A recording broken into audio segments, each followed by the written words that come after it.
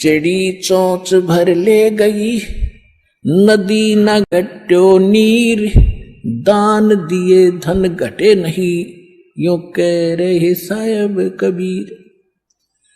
परमात्मा अपना साइन कर रहे हैं, इस वाणी को बोल करके कह रहे साहब कबीर कि दान करने से धन नहीं घटेगा, ये नियम है परमेश्वर का। और दान सुपात्र को करे। गुरु बिन माला फेरते, गुरु बिन देते दान, गुरु बिन दोनों निष्फल हैं, चाहे पूछो वेद पुराण। देते को हर देत है, जहां तहां से आण, अण देवा मांगत फिरो, फिर साहिब सुने ना कान।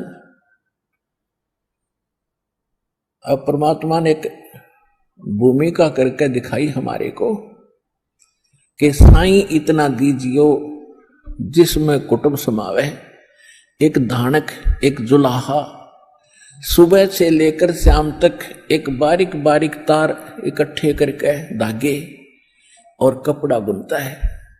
एक दिन में मुश्किल से भी 5 फुट 10 फुट बना पाता है, 5 फुट 4 फुट, और बहुत लंबा सैकड़ों फुट का तार वो थान बनाना पड़ता है। ताना बनाते थे, वो हफ्ते में पूरा होता।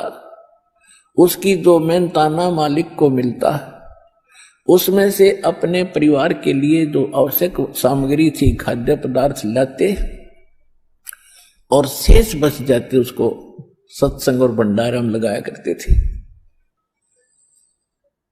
इस प्रकार परमात्मा हमें उदाहरण देते हैं कि इस लोक में आप भगवान की भक्ति अवश्य करो, पूर्ण संत से प्राप्त करके, फिर परमात्मा एक्शन में आवेगा। और वैसे आप ये फार्मूले अपनाओगे तो सफल नहीं हो पाओगे, क्योंकि फिर आपके साथ काल रहेगा, ये मन है, और केवल वर्क डन मिलेगा आपको। यहां वर्क से भी अलग मिलेगा आपको, किस्मत से भी नारा देगा परमात्मा, क्योंकि हम परमात्मा से कुछ और मांग ही नहीं रहे, इतना ही मांगते कि हमारी भक्ति बनी रहे और हमें कोई आवश्यक वस्तु का अभाव ना हो, बस इतना सा। अब जैसे ये सोचते हैं अपने बच्चों के लिए ये बना दूं वो बना दूं। एक लाला जी था सेठ धनी, उसने अपने मुनीमों से एक दिन अपनी टोटल संपत्ति का, सारी संपत्ति का टोटल करवाया कि कितनी संपत्ति होगी। उन्होंने बताया जी इतनी होगी, मेरी कितनी पीढ़ी इससे निर्वाह कर सकती है। उन्होंने बताया कि जी आपकी 5 पीढ़ी तो बैठा खा सकती है, इतनी संपत्ति आपके पास, धन है। अरे भले आदमियों, फिर छठी क्या खाएगी? वो छठी क्या खाएगी? और कुछ विधि बताओ। तो उन्होंने कहा जी साधु संत बताते हैं, उनके सत्संग सुनने चाहिए। तो सत्संग में बताया गया कि भाई दान करे, जो धन चाहे तो दान करे,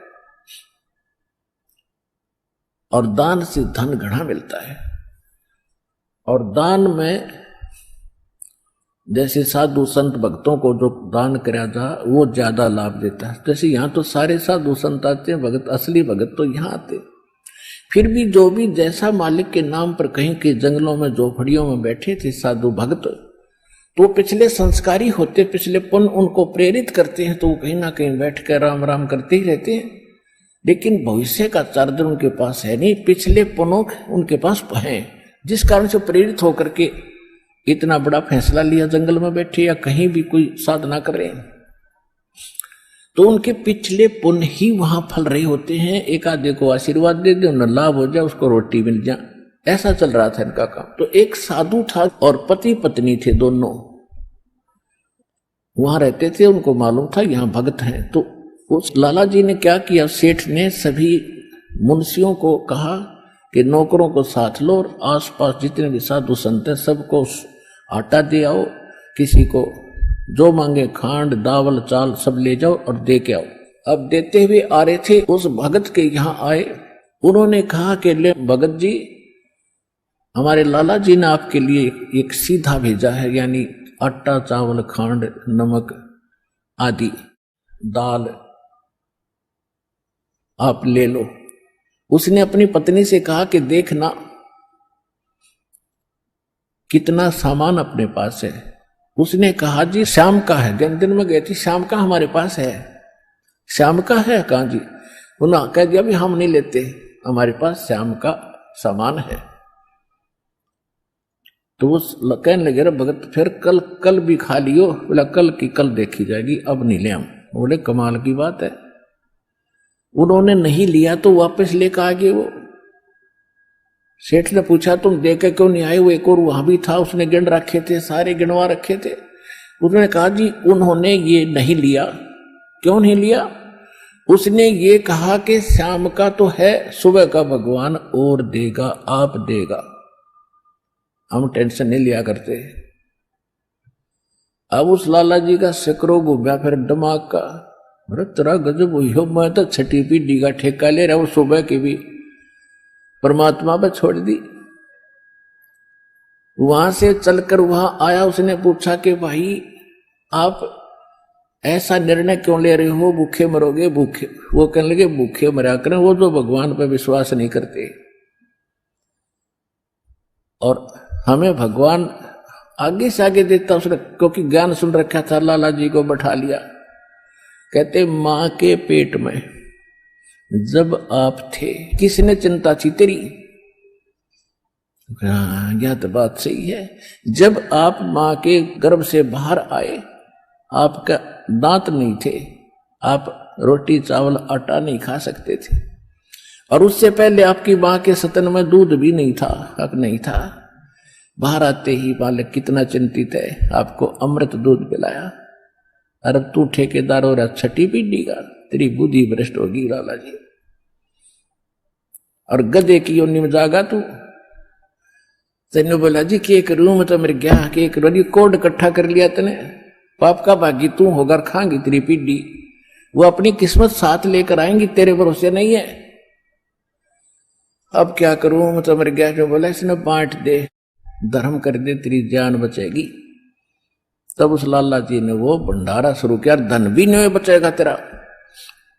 तो कहने का भाव यह है पुण्यात्मा, हम तो बहुत लंबा चौड़ा हिसाब लाए बैठे हैं, एक पल का भरोसा नहीं।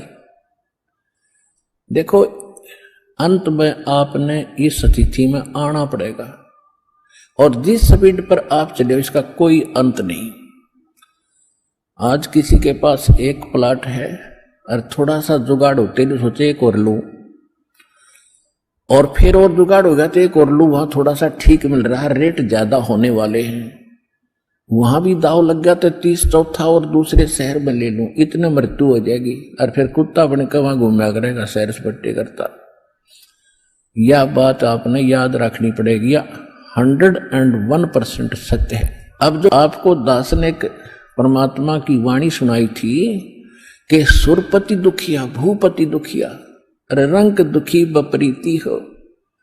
अब सुरपति देवताओं का राजा इंद्र बहुत दुखी, इसका इतिहास पढ़ के देखियो इंद्र का पुराणों में। कहते हैं एक बार एक ऋषि ने इसको श्राप दे दिया इंद्र को, उसका स्वर्ग उजड़ गया, और इंद्र मांगता फिर जंगल में धक्के खा रहा।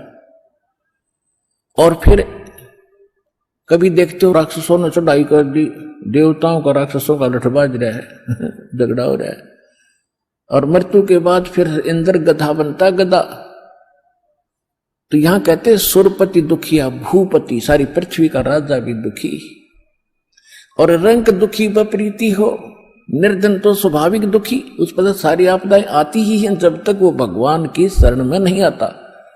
जब वो परमात्मा की पावर से जुड़ जाता फिर रंग हो और चाहे राजा हो, परमात्मा तो उनको सब अपने हिसाब से डील करेगा। फिर परमात्मा कहते हैं कहे कबीर और सब दुखिया, एक संत सुखी मन जीती हो।